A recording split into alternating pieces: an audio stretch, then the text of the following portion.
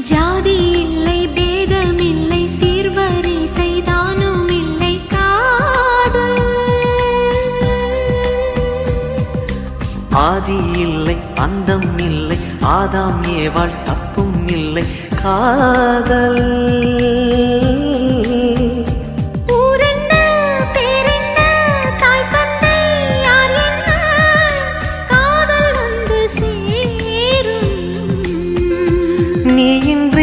நான் இல்லை நான் இன்றி நீ இல்லை காதல் மனம் வாழும்.